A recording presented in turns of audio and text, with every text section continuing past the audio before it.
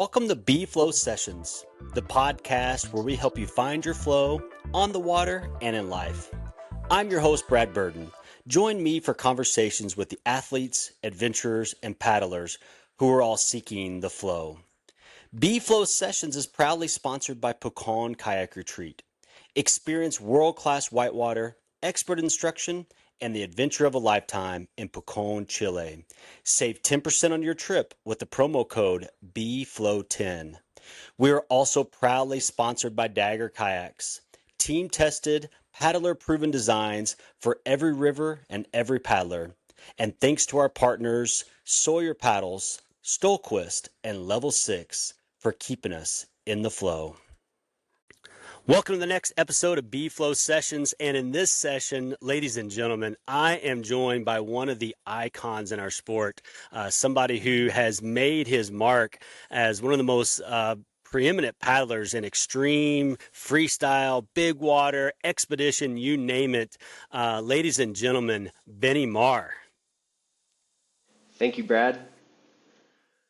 Yeah, thanks for being on B-Flow Sessions. So, Benny, like I said, is one of the top paddlers in the world. He was the 2013 National Geographic Adventurer of the Year. He's been the Rider of the Year. He has been on some of the biggest expeditions, tackling some of the biggest rapids, whether it's big water that we're going to hear about in the Inga Rapids on the Congo, or like extreme, canyons that he's done all over the world. You name it, if it's big in kayaking, Benny's done it, and we're going to hear all about his exploits and about how he got started in kayaking and the whole story. So again, super stoked to have you. Thank you so much, and thank you for starting a podcast. I love kayaking. I love podcasts. We need more. I've been listening. I really appreciate it. Well, I really appreciate you listening, and everybody who's been listening. It's been such a wonderful ride to do, and it's a thrill of mine to be able to have people like you on the show. So let's get right into it. Let's put on the spray skirts and jump in. Benny, how'd you find your flow in kayaking? Kayaking evolved naturally for me out of canoeing. My family was doing flatwater canoe trips. I grew up in Ontario, Canada. It's a very canoey, lakey area, and eventually, wherever you're canoeing, you'll end up finding some whitewater. So we started whitewater canoeing. I got to jump into a kayak at some point and didn't really get back into a canoe after that. And I started bringing a dancer, was my first kayak that I would bring on the canoe trips. And yeah, we ended up those kind of family trips kind of trimmed down to just my dad and I going to the Madawaska River and the Ottawa River, probably when I was 11 or 12. And that's it. The dancer, I've used that for a really long time. And I was really small, so boats were always big. That dancer turned into the Mr. Clean, and then Triple X, and then probably Space Cadet after that. I don't know, but that's how it happened. I just ended up spending more and more time on the Ottawa River.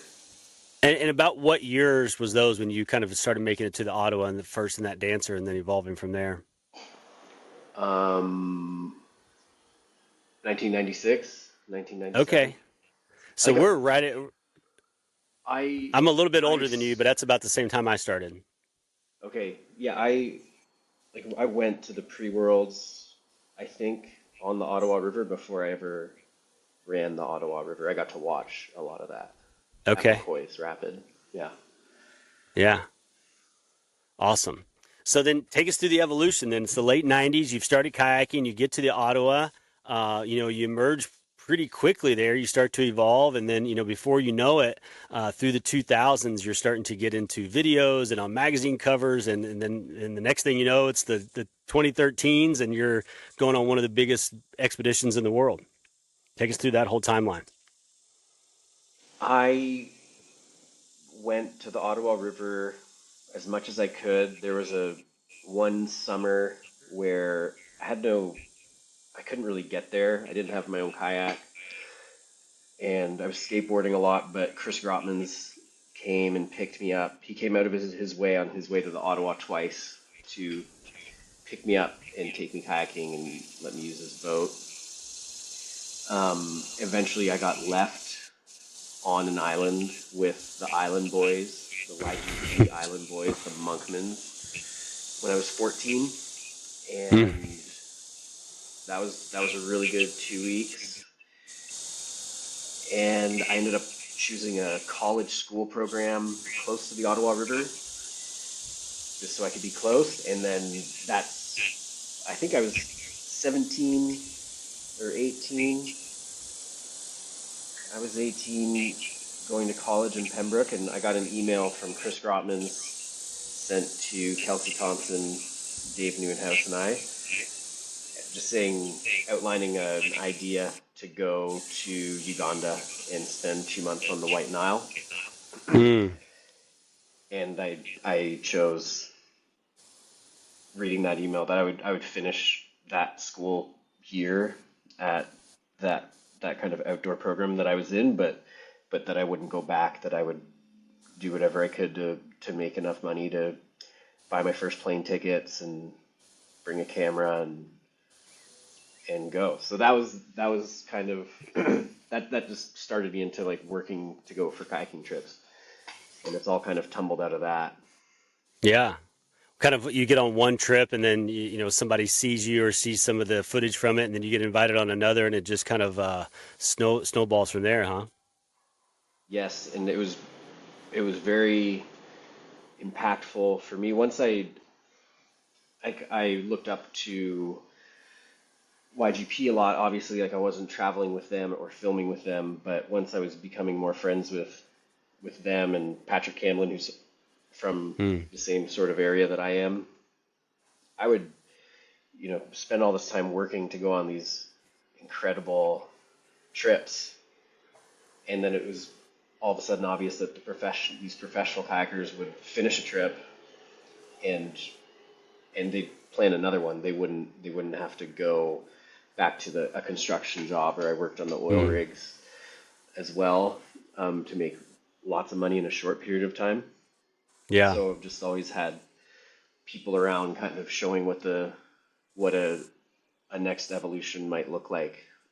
But now take us to a really big opportunity you got to be with Rush Sturgis and Steve Fisher, and you guys got to work with National Geographic to go to the Congo and do the Inga Rapids, and talk us about how that all came about, and then how big water doesn't translate into video very well. I mean, waterfalls do sometimes, but talk to us about how enormous, difficult, and challenging and dangerous those rapids were. Well, one stakeout is a time of year in Quebec and Ontario. That's where its genesis is, but it's just kind of getting yourself as close to the waves, or the locations of, to watch the water levels and surf a lot. But I was there, Tyler Brott was there, Evan Garcia was there, and they were talking about this conversation they'd had with Fisher, about going to run the biggest rapids in the world. And I just, at this point, I'd already been filming with, like, YGP was probably disbanded, definitely. But I had already kind of reached I got to film with them and paddle with them and get integrated into the crew. And also with Fisher, who was always a kayaking hero. That for by sure. this point I'd paddled with quite a bit, so I heard it was happening. So I just emailed him, and I was like, I don't know if I can or what it takes, but I'm like, I would do that. And he had kind of chosen Rush, Tyler, EG, and he was going to ask me to join him on this trip to document and descend this last little section of the Congo that in that river's long history, just no one had successfully run that. and yeah, there was all sorts of really significant stories from the trips before. Um, just with the like what they had to deal with, and those trips are doing like multi-month, 100-person expeditions. We are like a pretty tight group, and we started in Kinshasa to get a taste after about a month, getting all of our gear dialed and paddling on the Nile. We we ran some rapids outside of Kinshasa and got a feel for it, and then we just zipped over to the little village of Inga, in a helicopter and started picking our way down. So it was important to Steve that we had a continuous line. So we were leaving our boats and helicoptering in and out to use that time to scout a little bit and um, and save energy because we had to basically burn it all in the rapids. So it's it's it was like Steve's big Red Bull, Steve Fisher, pretty cumulative project. Yeah. Uh, so it's technically the biggest whitewater on the world. The Amazon has more water in it before before its mouth with the ocean, but it doesn't have whitewater with that amount of Right. volume.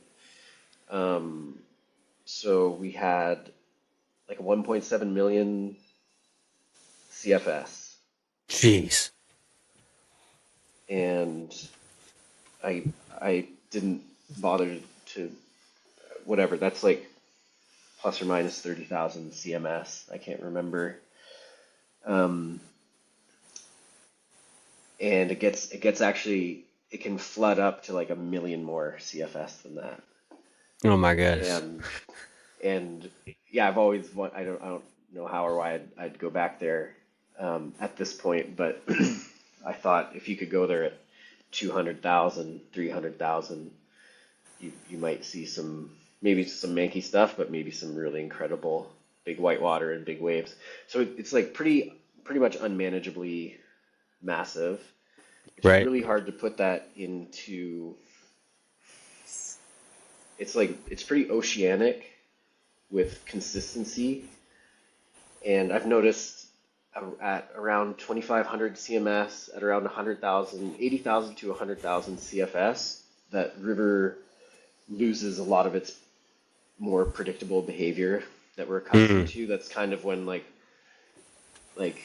uh, boils and whirlpools will surprise you Yeah, out of nowhere. in out of nowhere, and waves can like really tall waves can kind of pop up and go flat. And the Ottawa, like there's a river in Quebec where every couple years it'll have 3,000 CMS in it, and that's massive. It's so big. Right. It's really unpredictable. The Ottawa River can get 5 to 7,000 when it's getting closer to Montreal. The St. Lawrence can get really big, 7, 8,000, and all of those together, it's kind of like putting all of those together, all of their unique forces, all of their unique things, and having that sort of unpredictable. It's like plates of water bumping into each other. So it is really hard to imagine. I've stood at some 5,000 in 2019. The Ottawa got up to 5,000 right in the city. I was looking at it. I was like, this is so big. This is so huge. But it's like it's not even anywhere near what the Congo was. Right. I And wonder, I would have to look it up, and maybe you know off the top of your head, like what's the CMS or the CFS of the Slave, like on an average summer? um, yeah, good question. I think probably a lot, and I don't know. I don't know what that is. And we had some channels, but not so much. I think why it's like it just looks like big water.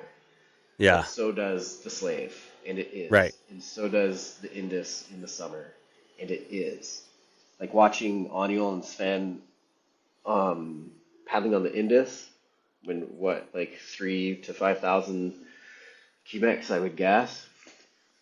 Um, that that was like more impressive to me than being being in the Congo, um, in the way that just knowing them and knowing what they're doing, and uh, they'd say it's so hard to get to and from. Like basically, you're just doing a sequence of ferries. Like you're just Right. like trying to get. You're like, okay, we're about to leave shore.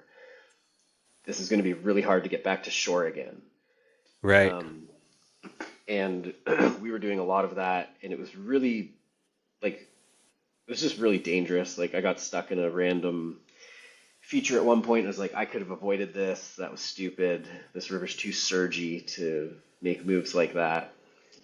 Trying to stay out of whirlpools. So it was very dangerous. Um, really incredible experience, and um, yeah, hard. It's really hard to imagine just by using numbers. Fisher did a really cool job in his documentary, kind of showing the football field and the kayaker and different sizes of rivers, and then letting the kayaker and the football field dissolve into the Congo. It's just so wide, and Yeah. um, yeah, it's hard to imagine without being there.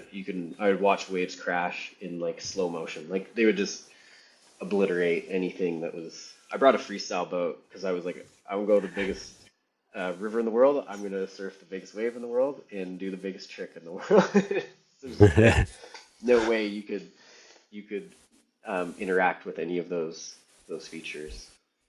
Right. Yeah, and I think it's been forever since I've seen that documentary, but I thought I remembered that you guys were in playboats like kingpins, I think, or something like that, or something. We had freestyle boats on the Nile. Rush and I did. I did bring my boat to Congo because I saw footage of the big rapid at high water, and the first one was a wave. I thought I would surf it. Like you could, it would be so hard to do that. We were in the middle of the river in the full flow like 3 or 4 times, and it was super cool, but really difficult and pretty gnarly. And we all got separated multiple times, and in a in not too many moments you can find yourself quite a few hundred meters away from the people you're kayaking with, and yeah. So what boats did you end up running the actual rapids with then? Tyler and Rush were in Mambas. Okay. Fisher was in a Remix 69, and I was in a Zet Raptor. Okay. All right. Yeah, But I'd never used it before. I just kind of chose.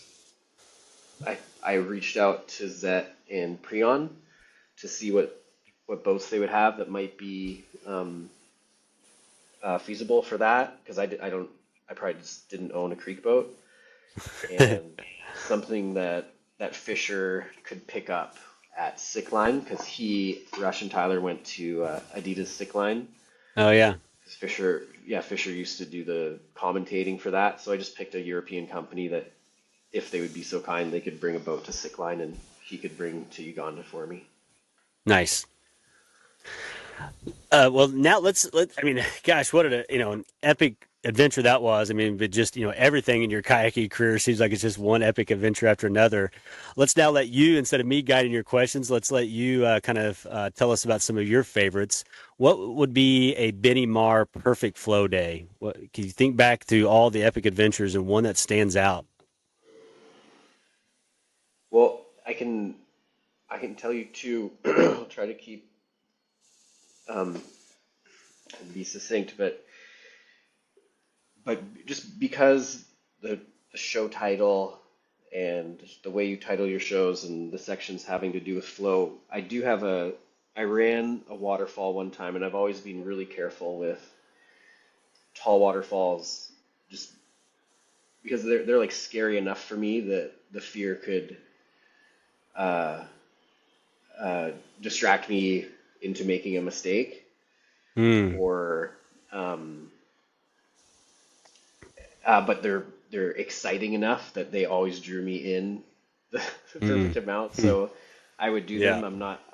There's only a couple that I've run multiple times. I think, more of a mindset of like successfully running one water, like each specific one that I liked would be enough. Um, so I really like watching what how other people approach waterfalls. But I ran Alexandria Falls. I was there with Aniol. Um, I got myself pumped up and decided I wanted to run it, and I told him I probably needed to go first because I couldn't sustain like the feeling inside of me Mm. Yeah. for that long. And I was running a weird line, like no one's run. We were the first couple people to run the center right spout of Alexandria, and I actually have a really specific way that I would like to run a waterfall. So everyone kind of just comes in straight and pretty fast, and I kind of bumped down this long shelfy approach and did a little boof so I could land sideways and turn and burn off the lip. Oh, wow. And from I stood at the lip because that's where I could see the moment that Jared would be ready for safety. And everything, it was just cool. It's like my most vivid, flowy experience. Everything around Mm. started to shut down. There was someone trying to talk to me, and I was able to like not be rude, but just give her like quick answers and hold the feeling. And as soon as I had this like, I had a map of exactly what I wanted to happen, and I got to this point where I was like, okay, this has already happened perfectly. I just need to go through the motions. I just need to like let my body do what's already happened. And as soon as I had eye contact with Jared, went into like this robotic mode. I didn't look at Aniol or Chris Korbulik, who were there with cameras and whatever. I was like, it's gonna take me like 5 minutes to get to the lip, so I'm just gonna go. I'm not gonna do a high sign. I'm not communicating anymore. I've got nothing left. Like all of my attention. And it was so cool. So I went over, I got there, I came off the lip, and at a certain point when I knew I had succeeded and I hadn't landed yet, I had like this inward release and a bit of a laugh, and I threw my paddle and it was fine. And I almost went, I had to wait for a hand of God from Jared because I was just like, I was missing some rolls, and I was like, I am so happy. I'm just gonna sit here and wait. And then I got to watch Aniol have a perfect Aniol Sarasolis Cobra line, and that was a pretty perfect day that I felt flow in a way that is unique to all the other times that I might be kind of dancing in and out of it. and and I was also lucky enough to, on a really good Stikine trip, I think we did 4 laps. I was with Chris Korbulik and Jules Domine. 4 or 5 laps. We did 2. Chris said he wanted a rest day. And I thought, oh man, this is like really close to being an opportunity for me to go run this river by myself. Because I think I would feel very different about it if I asked the people around me to not go Yeah. so I could go alone, because I wasn't there alone. Right. So that was kind of an interesting dilemma because it's like the Stikine's pretty far away from anything, and there's been one other time that I was going up there and I thought I might end up being alone a few times on this trip, but we didn't go because of it was COVID protocols. And Jules was like, dude, do you want to do a 1 day? I could go either way. He's like, I don't mind taking a rest, but I'll go with you. But if you want to go for a solo, and he kind of left that hanging, and I was like, Mm. that was like a really nice, yes, I do want to do that. Yes, this is a perfect moment. It's early enough in the day. Um, and it just like that felt nice to me. I liked how it happened, and then Chris was there. I was like, Chris, dude, I've always wanted. I thought about like hoping this would happen. But I've always wanted this specific photo, and he got me that photo, which is a really Oh, super cool nice. photo of the bridge, and it's a bridge and one kayaker, so it's a cool photo. And yeah, it was a really fun day. This, have you been up to the Stikine, Brad? I've not. It's one of the things that there's like three rivers that I've never done, and that's the one I'm afraid I'm going to have to leave on the shelf. I think I've aged and skilled where that one's no longer in reach. The Zambezi and the Grand are the other two. I think I can manage that, but yeah, I'm going to leave the Stikine on the shelf probably. Dude, the Zambezi is a really good uh, training ground for the Stikine. Okay. Yeah, just for a variety of reasons, but um, I so yeah, there's like a 10-kilometer flat water paddle, and Okay. then you're at entrance, and entrance is less difficult now. Like we've been running it just like just a pretty chill line down the right, and it used to be harder. Like the main entrance line used to be harder. So that's Mm. like kind of the first peak of like woo. And dude, that river's just so cool. It has all these like little difficulty peaks, like canyons, pinches, sequences of two or three rapids in a row. And it's just really full of quality whitewater. So it was cool to do that in a way that felt um, just pretty clean, like pretty organic, not forced. I have really good lines. I ran Sight Z, and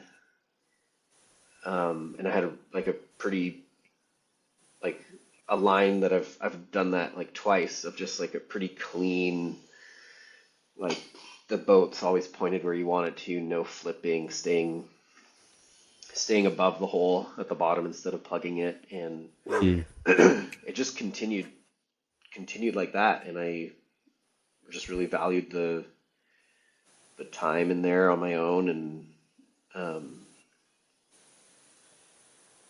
and having it didn't feel something like Alexandria where I had to like, I don't know what you would call that, if that's even a flow state, but I had to like force myself to tap in to Right. This something came that was really naturally and just scary. Yeah, like I've run lots of waterfalls where just kind of like tap in and out. But putting together, like the Stikine's like 85 kilometers, 10 flat at the start, 35 run out after Tanzilla slot, and a couple of big ones. But it's just what an amazing way to link up so much whitewater, and it's just as fun if I'm there with one or two buddies. But it was special to put all the experience leading up into that into a comfortable enough mental and physical situation to go and have an experience like that. that's amazing. There's a big debate sometimes about whether or not it's safe to run whitewater by yourself, and it's all relative, right? It's all based on your skill level, and you are at the top 0.01% of kayakers at skill level. I mean, the hardest thing I ever did solo was Inferno Canyon on the Futu and what did walk Zeta that day since I was by myself, but and then Throne Room. So I don't know how comparable that would be, but just, but I can understand being at that level. It's like, I can go do something like this by myself. But talk about the preparation, both physically and mentally, to be able to do something so challenging, so remote, and to be solo. A lot of times I tell people in kayaking, especially when we're doing extreme whitewater, yes, you're there with a crew, but ultimately it's kind of this fine line between you have to have the skills to be able to do what's necessary to get yourself to the bottom of the rapid. But then if something goes bad, it's also nice to have some buddies there who are equally as skilled who could help, and vice versa. But when you're there solo, it's really all upon yourself. So if you could talk about the mental and physical side of that. Well, I think that I have built up pretty slowly over time. Like I wouldn't, if I were to draw a learning curve, um, it's a pretty long, slow build. Like I had these peak, these really big spiky moments for sure, depending on boat design or people I was paddling with or opportunities to paddle. More than just a weekend here and there, more than just 2 weeks in a row, more than just 4 weeks in a row into pretty full time.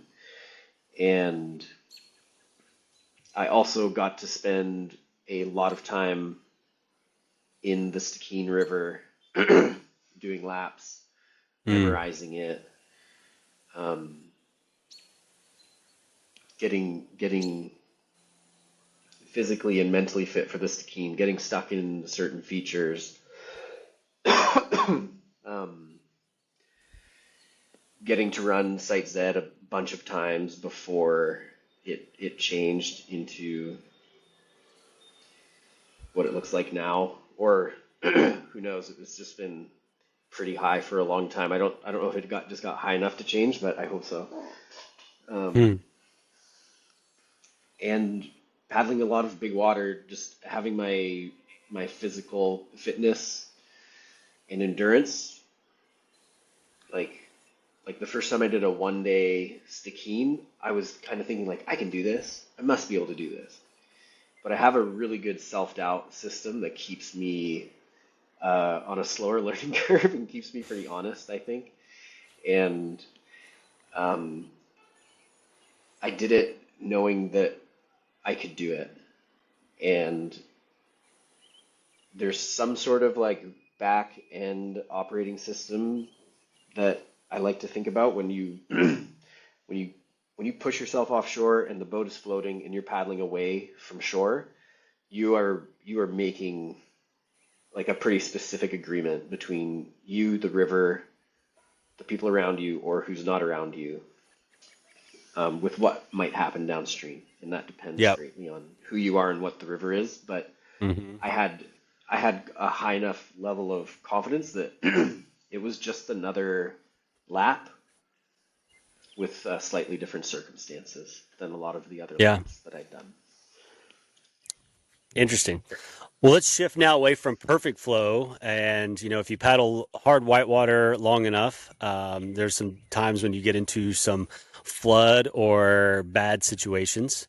But you're still here talking to us. And, we've all lost mates, and we don't want to, go down that road. But just maybe a crazy, gnarly story that was maybe not too fun at the time, but you got back to the takeout, and you're like, man, that's going to be a great story to tell one day on a podcast.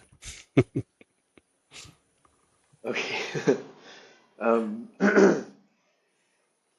I think like the funnier, stupider thing I did, I was filming on Fear Canyon of the Ilaho outside of Squamish, British Columbia. And I was filming with my friend Yannick Limery from Quebec. And he's not kayaker, he's not into whitewater, but really fun filmer to work with. And we were doing a session in these cool top rapids. And then I wanted to run something and get this cool drone shot.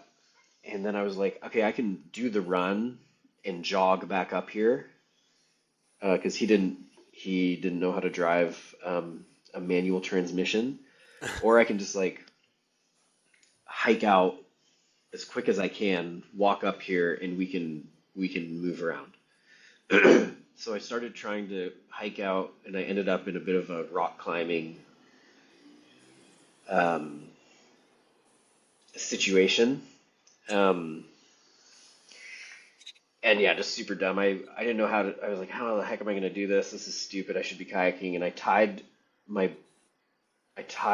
throw bag to the boat and attached the throw bag to my life jacket. And I started climbing so I could pull the boat after me and climb and pull the boat after me. And then I just got like, I got trapped into like, oh, the next spot will be better. The next spot will be better.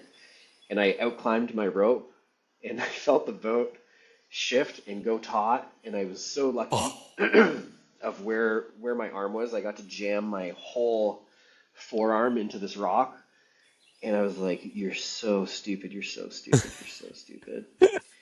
And I was trying to figure out like how to just to keep my arm where it was and pull the boat up to like get it lodged on something or whatever. But I had to rip the security belt, and I scrambled up, grabbed my paddle, and just running to the truck. And Yannick was like, "What the hell is going on?" I was all sweaty, and my boat ran Fear Canyon, and I swam out at the takeout bridge and swam it back in. It was Well, at least you got pretty the boat silly. back. I got the boat back, yeah, and I've had one other. There's a rapid in Quebec called Chutes de Saint Ursule, and that's a rapid that people had run the bottom of before, but Steve Fisher and Dominic Chapoux ran. It's in the movie Lindgren's movie Black Book, and I always wanted to run it, and I made a ton of scouting trips, and eventually I pushed through a bunch of yellow and red lights for that day and ended up trying to run it. And I felt I was so excited to run it. I felt very low nerves. I fucked up. I made a mistake at the top part, and that didn't really shake me. I was like, that's you're an idiot. Like you should have run that other line."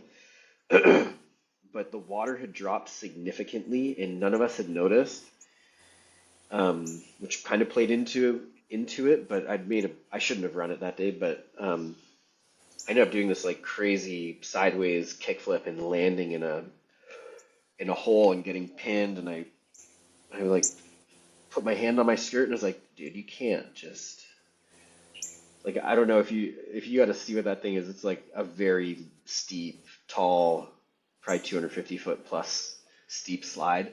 Mm. And I was pinned in the middle of it, and I was like, "Don't pull your skirt." Like, so I was trying to push myself off the rocks, and I was feeling very stuck, and I pulled my skirt, which helped move things, and I got pushed into this dark, like it's not deep, but I got pushed into a little undercut thing, Mm. and I was able there to like I don't know, I like closed my eyes and relaxed my muscles because I was like, I don't know how long I'm gonna be here, and I want to like let things happen before I start trying to move, and I want to try to be calm. And it actually just uh, my flotation kind of moved me, and then I swam like an 80-foot reconnecting slide. I like bounced off my ass Oh. and and like cannonballed it. And that's for sure the gnarliest thing that's ever happened to me, and very very minimal injury, like no injury really, nothing Yeah. serious. And Yeah. yeah, a learning, like a pretty massive learning experience. Like I just let all these things pile up that were really good indicators like that I wasn't prepared for a big day like that. And I was like, I think I can take all this uncertainty and bring it with me and be okay, but um, not so much. Wow. Let's eddy out and take a quick break. Do you need a break from the cold of a North American winter? Then let's head south to the best whitewater on earth at Pucon Kayak Retreat. Email me at bflowkayak@gmail.com to learn more about how you can take the ultimate paddling adventure in the heart of Chile. Now let's peel out and head downstream. Now, I want to shift gears now to what I call the current and downstream. You've had such an illustrious career, but talk to us about what you're doing now in general, but also with kayaking and what you see downstream for you. What do you see your future in the sport and in other domains? Okay. um, right now, I live in Argentina. I live just across the border from the town of Futaleufú in Chile, a little town called Okay. Trevelin.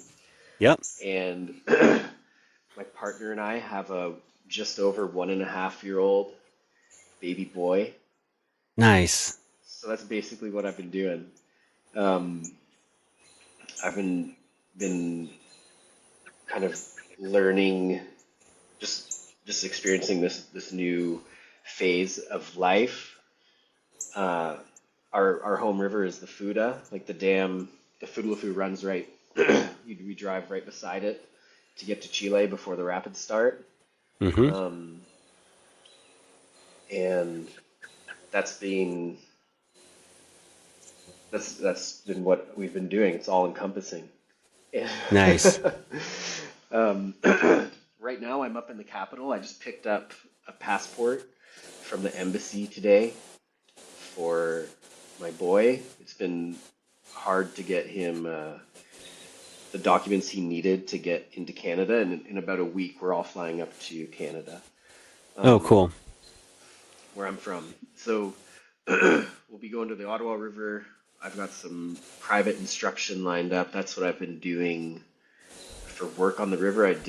I tried hosting retreats, which I really enjoyed doing, bigger groups on the Zambezi, Ottawa River, Clearwater River, Foodalafu River, and that turned into just doing one-on-one to one-on-three private instruction, Mm. which I really like. I like doing, so I'm going to try to do more of that in the future.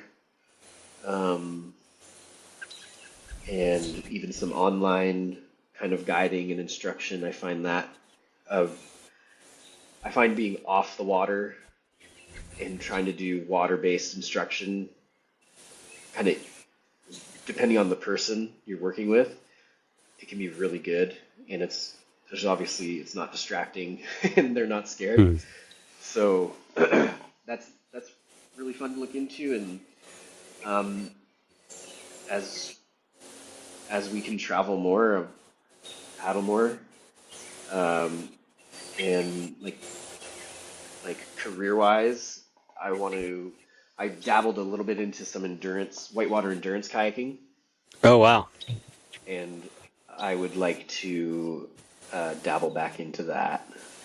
There's some pretty cool, there's some specific goals and river sections and races in that realm that I would like to do. Talk to me about that. What is it? What does Um, the length have to be considered endurance, and what are some of these longer races? I think, well, if you go from the running perspective, anything over the distance of a marathon is an ultra marathon. Okay. Um, if you run the Foodalafu from, uh, like either from the, it's pretty close if you put it on the Espelon or if you put it in at Puente Helvez. If you run past Casa and down the Mm-hmm. McCall section, you're right at like 44 kilometers. Okay. Um, a few years ago, I did that not down through the McCall section, but we did Espelon twice and once Helvez with my friend Ian. We did 3 Toto Fudas one day, so I put that into the like endurance kayaking realm. Um, the first thing I did like that was Jared, Aniel, and I ran the Stikine twice in one day, and that's about 170 kilometers. Ugh. Um, and on the Ottawa, I've done a 100-kilometer day and a 115-kilometer day. That's like running the main channel of the Ottawa and then portaging and ascending up the middle channel.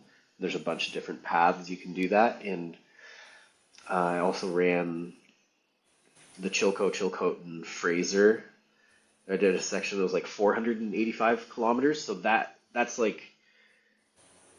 was like the ultra endurance effort that I wanted to do. Like I don't know, I like watching videos about ultra runners and different ultra running races. So after doing a couple long distance things like on the Ottawa, Fuda, Stikine, I wanted to do something for 24 plus hours. And Wow. my friend Nate, I had told him like I was in BC, so I was like, I'm just gonna go paddle around the ocean, like make a route that'll take me that long. And he Hmm. was like, no, go up and do Chilcote and Fraser because it's super fun and it's whitewater the whole time. So I wanted to do 500 kilometers, but I kind of mentally I hit like a pretty I hit a limit at 485 where I started doubting because there's a lot of whitewater. And that river, I took off that river at 7,000 CMS. And like, so that river was already in like some of the highest volume that people have paddled into outside of the Congo. And I just got to a point where I was like, my brain was scrambled. I was trying to like remember the last rapid, and I couldn't. And as soon as I just called it, I got out, and as soon as I took off my dry suit and relaxed a bit, everything was clear again. But I didn't want to get back in. So those are fun, interesting. There's like Grand Canyon speed descent, like that's like a historical endeavor that many people have done and moved the time, shortened the amount of time it takes. There's like greatest distance paddled in 24 hours, which officially is up on the Yukon River. My friend Sean has just put on today for a big race on the Yukon, and they do a 715-kilometer race. They do a 1,000-mile race, a 1,600-kilometer race. And I don't know if those will happen, but those are exciting for me. That and been able to do a bunch of filming this year. I really love doing filming projects, and did some cool ones last August on the Fuda with Astral and my friend Gonzalo and Mirko, and I just was on the Ottawa River with Casey Bryant Jones, and we pulled off like 5 or 6 cool little mini videos, and that's my favorite. I really love working with filmers and photographers, so I'm hoping to do a bunch more of that. Very cool. Since you mentioned part of what you're doing now is teaching, and you've found a love and instruction, let's talk about flow advice now. What, if a beginner comes to you, I mean, probably most that you work with are maybe more advanced paddlers, but if you were to work with a beginner, what is the number one piece of flow advice you would tell to someone starting in kayaking?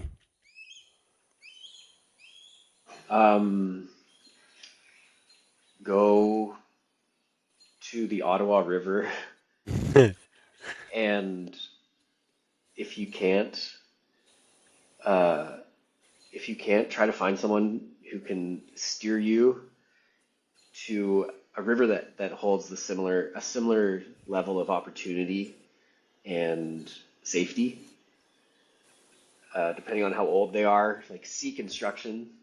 And if you don't have the means to do that, like, seek mentorship. The whitewater community there's a lot of different people at different levels, and a lot of people who would probably be willing to help. Go with your friends if that's why you know about it. But the Ottawa River is, for quite a few days of the year, warm, deep. Sometimes I feel like I'm convincing people to go there. And if it's my friends, I say, just go once. Make it your choice so I don't have to convince you. Right. It can be like, I don't know, that river has like probably extended my nerdiness and my love of kayaking more than any other, because it just you have to like get yourself so curious to find new things to do. But to beginners, or I do have a lot of paddlers that I work with that might not roll. Okay. Or beginners, like, just let's go there. Let me show you why it's that good, like how it shapes people who learn there. Like, you can leave the Ottawa River and go out west and get scared and go back to the Ottawa River, or you can get out west and realize that you have everything you need to do anything there. And if you start out west, I'm just using Canada as an example, but if you start out in continuous, cold, shallow rivers, that's a different mentality and a different personality that's going to stick with it through the learning curve. If you come to the Ottawa, like, you can spend just as much time having a snack and tanning as you do surfing a sick wave in one session that you drove to the parking lot to do. Right. You can you can go to the Ottawa River, walk around McCoy's, go down the main channel and walk every single rapid if you want, and you just spent an hour and a half with your buddies doing something cool. Yeah. And you can go to the Ottawa River and run it all your first time, be like, that's kind of boring.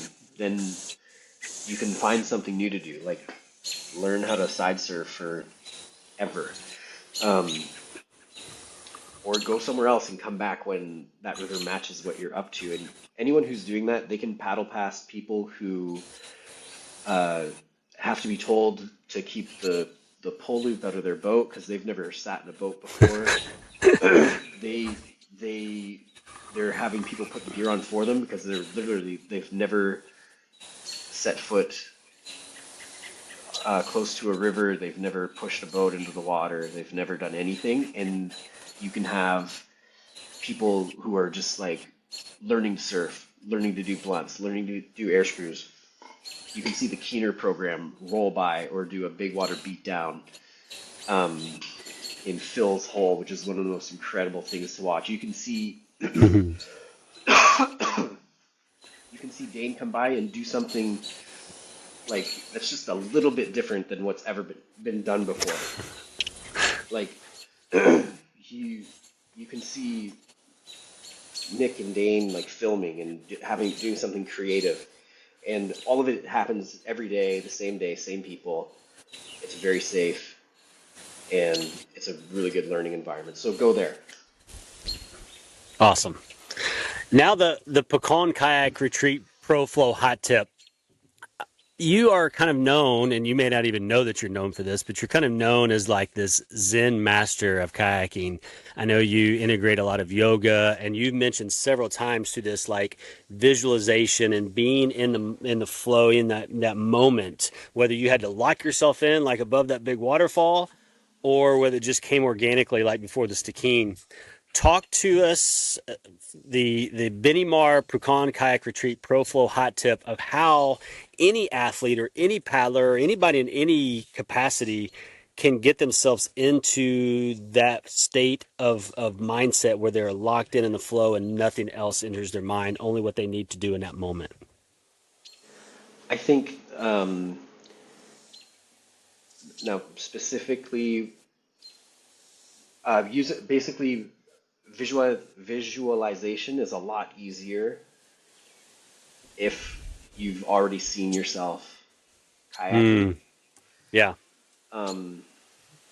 So my first trip to Uganda, I worked wherever enough so I could save up money to buy a plane ticket, a video camera, and the money I would need to be there.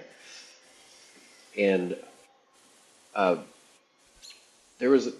of those points in my life where my learning curve got steep was using a Neki Orbit fish in combination with filming myself all the time.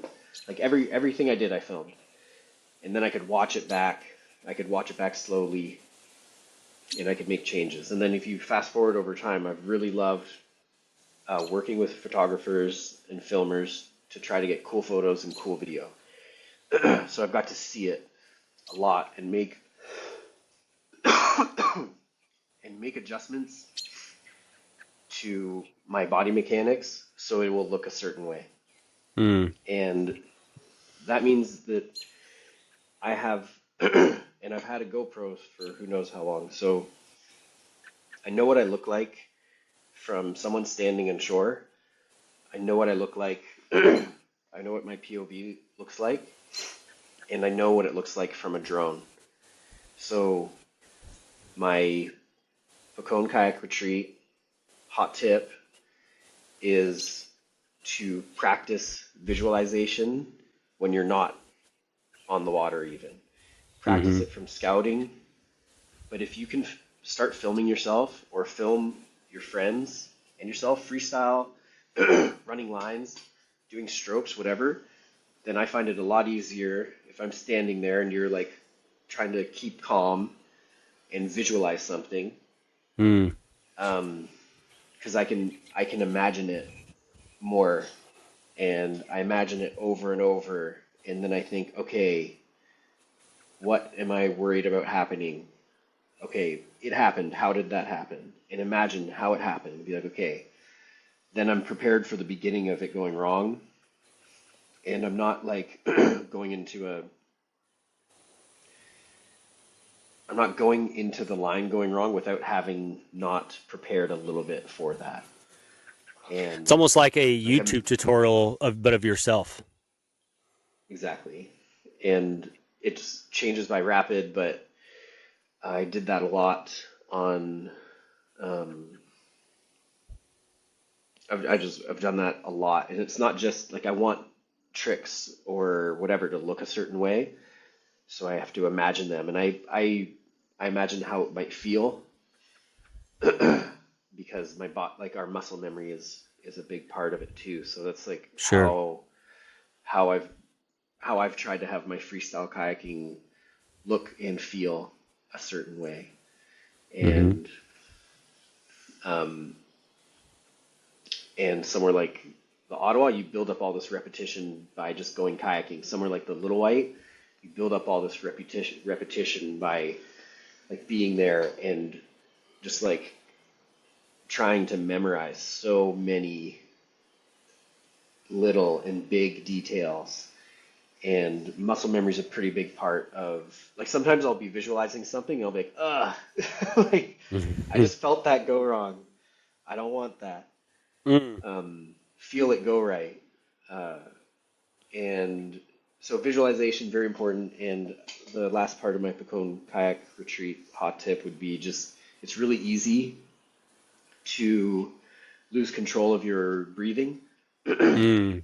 Um, it depends on who you're around, how old they are, like different types of groups. Are you two groups mixed together? Like if people start talking about a line, like, oh, I want to do this, and they're trying to like sneak in, like, what about this? What about this? I don't like that. What do you think about this? Mm-hmm. Like that's your breathing pattern is a speaking pattern. So if you can get yourself away, or if you're with a calm group, just don't forget to like just switch to some nose breathing if you Mm. can.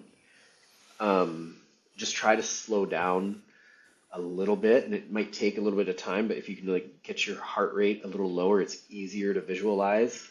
And if you're visualizing something, and I call it like if it gets like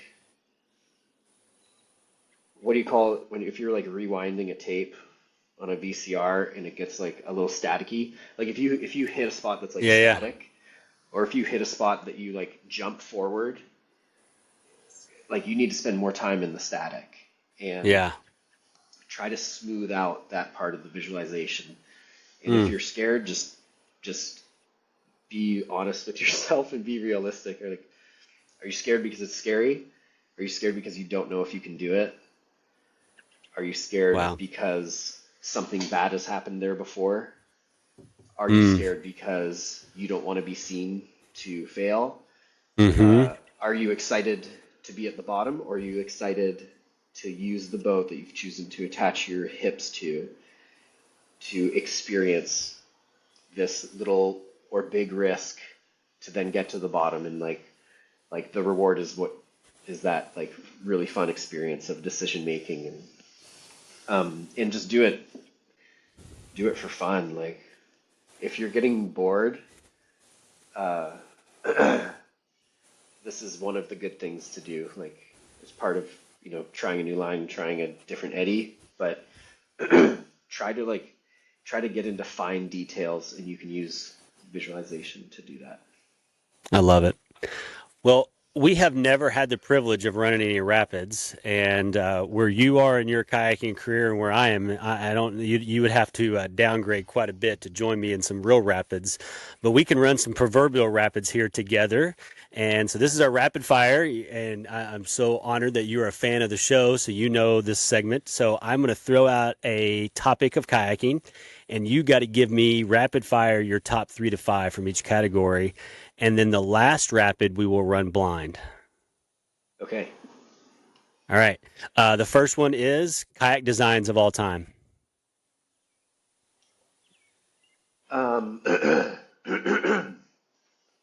I gotta say thank you to all these designers. I do not have a design mind, but thank you, Eric Jackson, Corn Addison. Thank you, Snowy.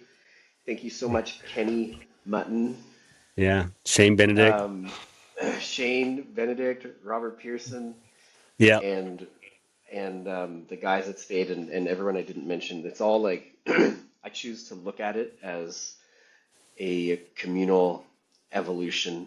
Um, I and love it's that. been incredible because without Pat, and I don't think that there's I don't think we wouldn't be where we are now, which is the best. It's so good. Kayaks are Yep. so incredible. Um, like I was a little kid, you know what I mean? I had a big dancer.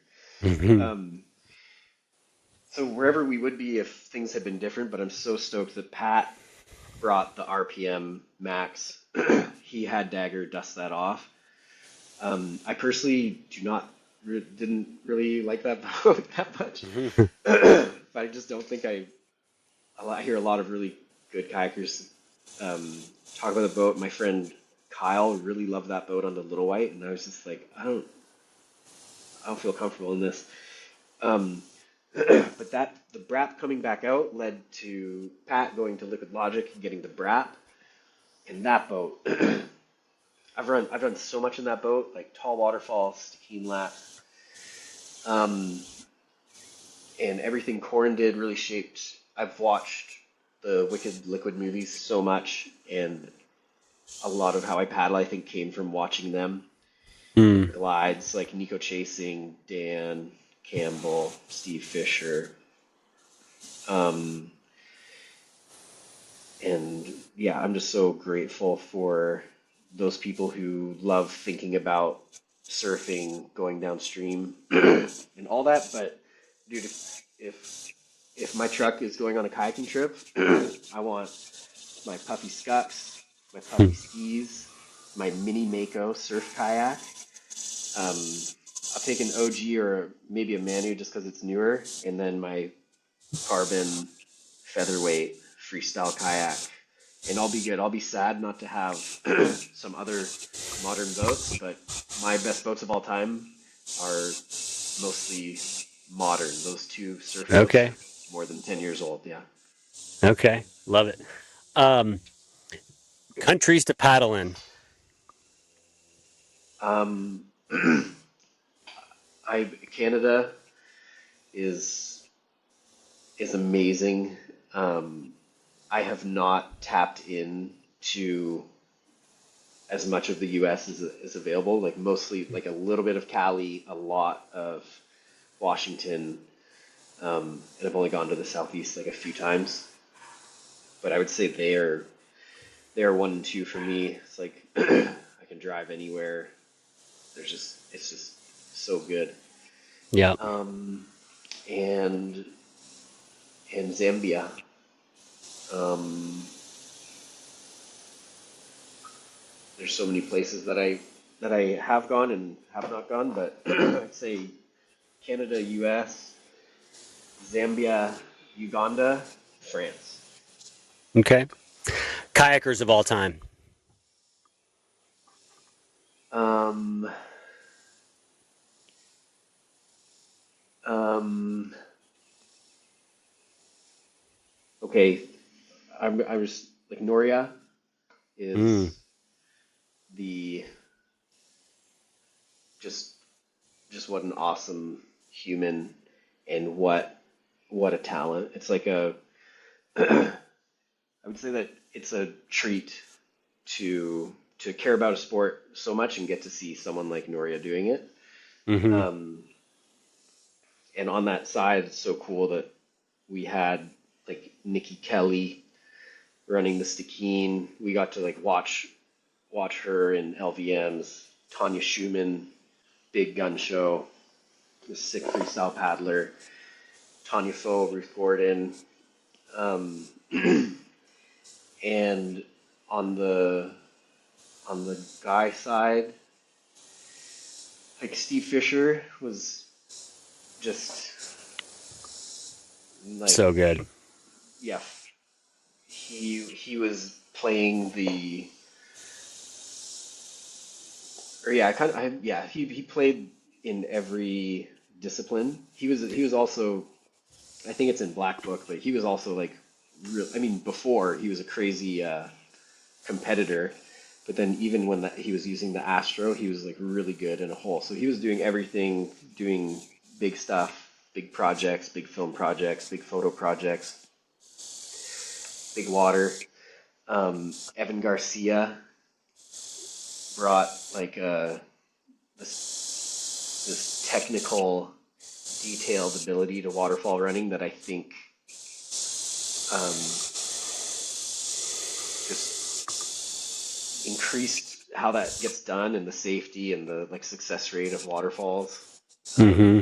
with his attention to detail, and he's just such a beast. And then Aniol and Sven are Mm. my my flow brothers. I just Mm-hmm. love paddling with them. I've been like nipping at their heels for some of the biggest, most demanding shit that I've done, and really like feeding off of their ability and confidence. And Sven is just like one of my favorite dudes, and he's like as impressive outside of his kayak as in, like academically, career wise, and doing what other other sports that he does.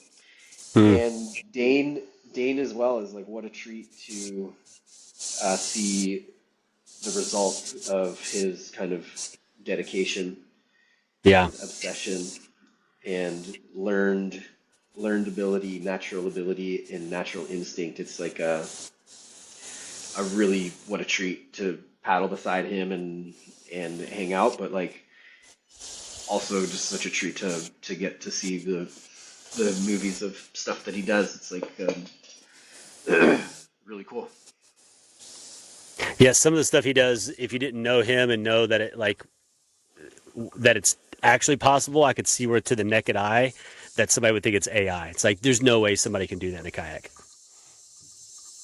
Yeah, For sure. yeah. All right, now this is our blind rapid. So now we don't know what's around the corner, or at least you don't. I do because I'm leading the way. But you got to run this one blind. So the topic is going to be rivers of Canada. So I'm going to throw out 5 rivers. You got to rank them 1 through 5, with 1 being your number 1, and you don't know which river's coming next. Okay. All right. The first one I'm going to throw out is the Slave. Uh,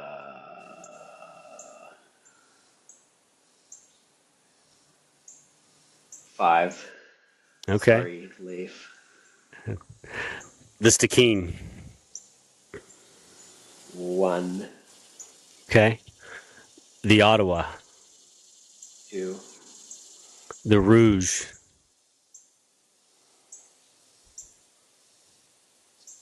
4. The Fraser. I have to put it in 3. You do. That's the only thing that's left. Yeah. is Yeah. that Okay. is that Yeah. Stikine, I should Ottawa, have put, Fraser, yeah, Rouge, Stikine Slave? 1, 2. It's like there's gonna be a point maybe sooner than I thought where I won't go to the Stikine, and the goal would be that I'll always be able to go to the Ottawa, like always, always, Right. um, Yeah. pending pending a mobility issue. So those could be Right. switched, um, and talked about for longer than you need to know. The Stikine, the Slave, I only went once, and I didn't get the opportunity to explore that many days or that many Okay. water levels, but it was really special. I really liked it there. I did too. I got to go twice. It was right up there with some of my top trips. Final flow. Hopefully this doesn't happen for a very long time, but when this does, the river gods come down and they say, Benny, you had a good run. But the bad news is the last time putting on a spray skirt. The good news is I'm going to transport you back in time to your prime, and you get to pick any river with any crew in any boat? And 24 hours for fun. Yeah, however you want to Multiple look at it. laps. Whatever you want to do. Yeah, I'll give you 24-hour day. Okay. um, I think I did try to think about this, and I tried to figure out ways to um, include everything. But I I believe because we've included time travel due to like body prime, that Yep. we could time travel to before uh, those dams went in on the White Nile, Mm. and um, um, you wouldn't need all 24 hours, but the that's I would go there. I don't know how I would choose between a freestyle boat and a puffy steez, so I'd probably just choose a freestyle boat.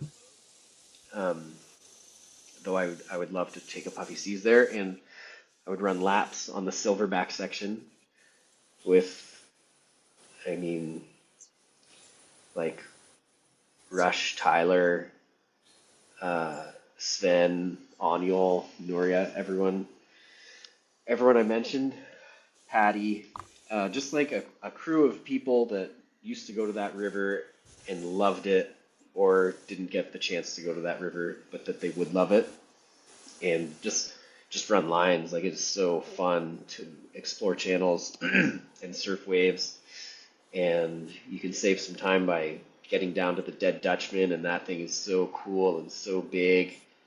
You can run Hypoxia, Caligala, the Cuban, good surfing there, and then the whole bottom section is just super fun. Good surfing. Mm.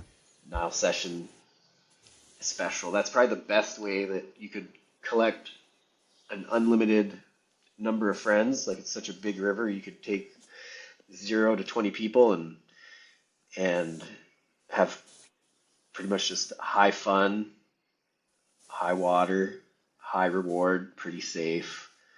Kayaking with epic sunset is probably I could choose that over the other things I thought about. Nice. I like that.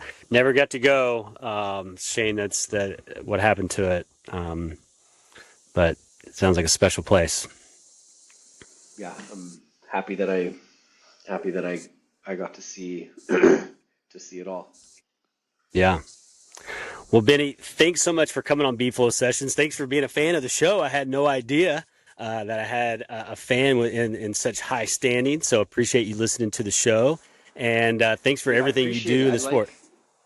I like podcasts, and at one point I thought, why aren't there so many? And then there's kind of more trickling in, Yeah. and they're great. It's fun to listen to people who I know, people who I'm friends with, people who I don't know, and no, I appreciate that you've got the show going, and thanks for having me. Yeah, absolutely. And I would love to. I'm hopefully going to be in Chile this winter. Don't think I'm going to make it to the Fuda, but that is right around the corner for me in the near future. So maybe we can hook up then. Yeah, we'll be down there probably. Awesome. Well, thanks again for being on B-Flow Sessions. Thank you. Thanks for joining me on another episode of B-Flow Sessions. If you enjoyed today's session, please subscribe, leave a rating and a review, and share the episode with your paddling crew. It helps the show and the paddling community grow. Don't forget to check out our sponsor, Pucon Kayak Retreat, and save 10% on your trip to Chile with promo code BFLOW10. And thanks again to Dagger Kayaks, plus our partners Sawyer Paddles, Stohlquist, and Level 6 for making this podcast possible. You can also follow B-Flow Sessions on YouTube, Instagram, and Facebook for instructional videos, behind-the-scenes content, and more conversations from the whitewater world. Until next time, keep paddling and finding your flow.